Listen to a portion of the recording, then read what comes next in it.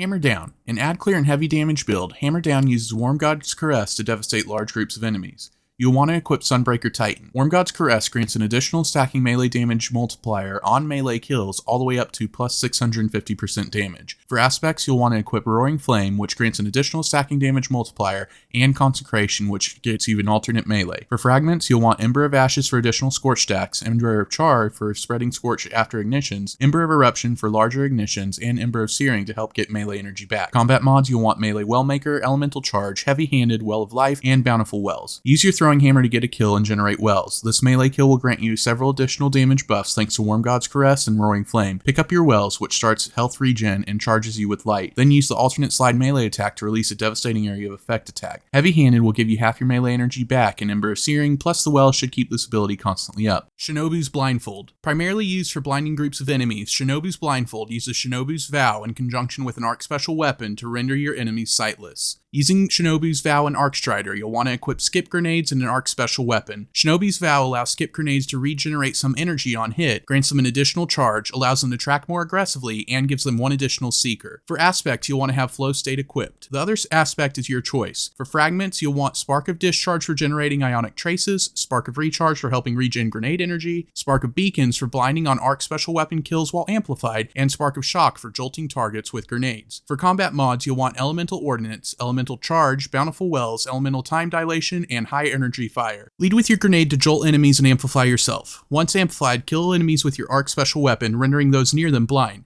Make sure to pick up the wells as you are generating them for additional damage buffs to your special weapons.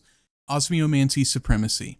A top-tier endgame build, Osmiomancy Supremacy utilizes the Osmiomancy gloves to control the battlefield. Using Shadebinder, you're going to want to make sure you have Cold Snap grenades equipped, as Osmiomancy gloves grants them an extra charge, and you get bonus recharge for every enemy hit by the Cold Snaps. For aspects, you'll want Ice Flare bolts in either Bleak Watch turrets or Glacial Harvest. For fragments, I recommend Whisper of Shards, Whisper of Durance, Whisper of Fissures, and Whisper of Torment. This build is a bit different because it doesn't really rely on combat mods to be effective. Instead, you'll be making sure that your armor is set up for the best survivability possible set up by the content that you're running. I recommend throwing one Bleak Watcher and then using the second charge of the Cold Snaps to regen grenade energy. Oftentimes, you'll find that you have 1 or 2 turrets out with 2 charges remaining in your grenade, which is great since they're able to get you out of pretty major binds in in-game content. Frozen Hell. Primarily a support build, Frozen Hell utilizes Hoarfrost Sea and Aegis Scepter to help you and your teammates survive. Using Titan Behemoth, you're going to want to equip Hoarfrost Sea and Aegis Scepter. For aspects, you'll want Tectonic Harvest and Howl of the Storm. For fragments, you'll want Whisper of Rhymes, which grants a small overshield for each stasis crystal picked up, Whisper of Chains for damage reduction while near a stasis crystal, Whisper of Shards for increased grenade regeneration, and Whisper of Conduction to better collect stasis crystals. For combat mods, you'll want to have Elemental Shards, 3 Font of Might mods, and Elemental Time Dilation. This will make it so every time you pick up a Stasis Shard, which will be a lot, you will receive a 25% bonus to your Stasis weapon damage for 20 seconds. This in combination with Hoarfrost Sea and Aegis Scepter should be pretty good in constantly keeping that 25% damage buff up. The Human EMP. Primarily an add clear and ability spam build, we will be taking advantage of the Warlock exotic Crown of Tempest. Using Stormcaller, you'll want to equip Chain Lightning and a grenade of your choice. The build takes advantage of Conduction Tines, and with the amount of arc kills you will be getting,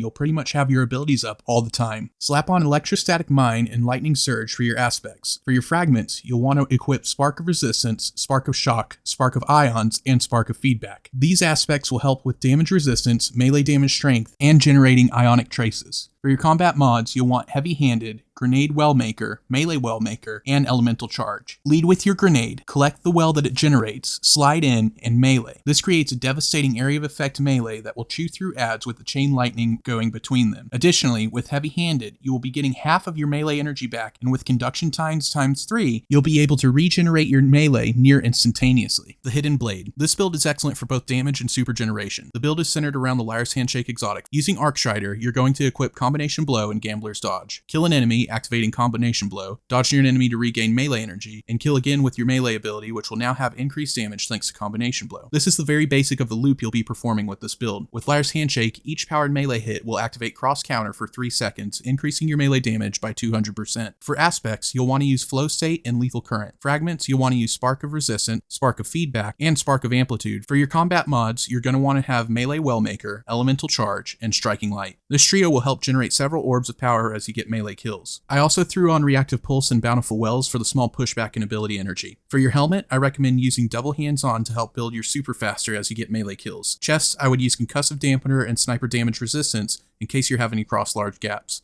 Other than that, the rest of the build is completely up to your personal preference. If you like this video, please be sure to leave a like and make sure to follow my page if you haven't already.